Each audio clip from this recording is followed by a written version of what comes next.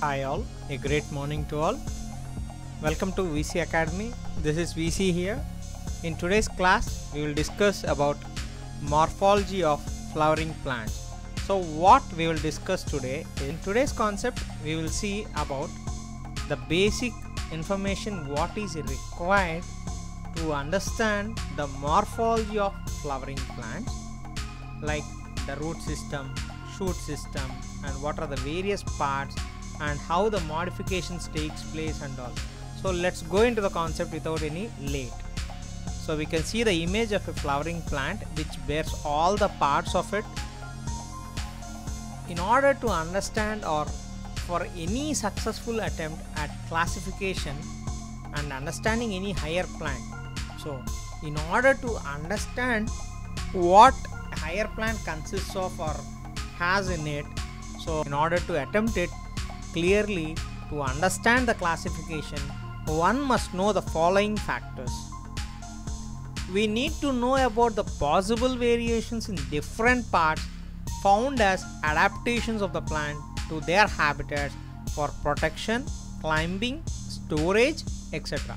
In order to understand successfully or to take a clear classification aspect of a higher plant, one must know about the possible variations in different parts of a plant that which are found as adaptations. Could be because of the habitat in which the plant is for protection, climbing and storage, etc. There are many factors which make the plant to adapt to its surroundings, so that makes us to understand what changes it has undergone and how it has survived. The underground part or the portion of the flowering plant is called root. So what is called the root? The underground part or the portion of the flowering plant which is beneath the soil is called as root. So we can see the image of the roots here. Portion of the flowering plant above the ground level is called shoot. So here we got two terms, the root and the shoot. What is root? The underground part which is present below the soil or under the soil is called root, and the portion of the flowering plant which is above the ground level is called as shoot. One more important point here is roots always show positive geotropism. So what roots exhibit? Roots exhibit positive geotropism and shoots exhibit positive phototropism. So this means that roots always grow towards the earth and shoots always grow towards the sunlight. Geotropism is exhibited by roots and shoots phototropism. That is to be remembered very clearly.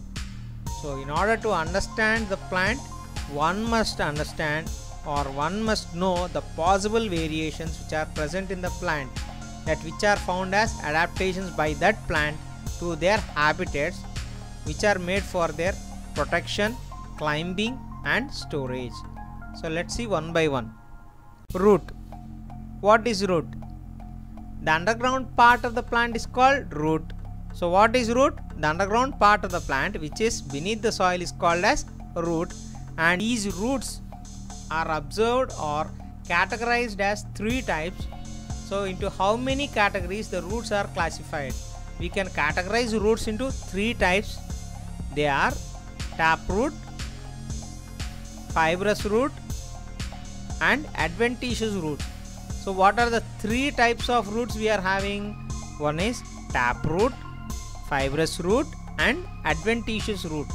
The three types of root systems are taproot system, fibrous root system and adventitious root system. About the taproot. What is taproot? The best example for this type of root system is in dicots. We can observe this type of root system in dicots. The elongation of the radicle leads to the transformation of primary root. So we know what is a radicle, and due to the elongation of the radicle, it leads to the transformation of primary root. And the primary root bears lateral roots of several orders that are referred as secondary or tertiary roots, etc. So the radicle which undergoes and transforms into primary root bears lateral roots of several orders that are referred as secondary and tertiary roots. The primary root and its branches constitute the taproot system. So the primary root, the secondary roots and tertiary roots all together are collectively called as taproot system. So that is about the taproot introduction. Now we will go to fibrous root system. The best example for this type of root system is observed in monocots. Majority and all the monocots will have this type of root system.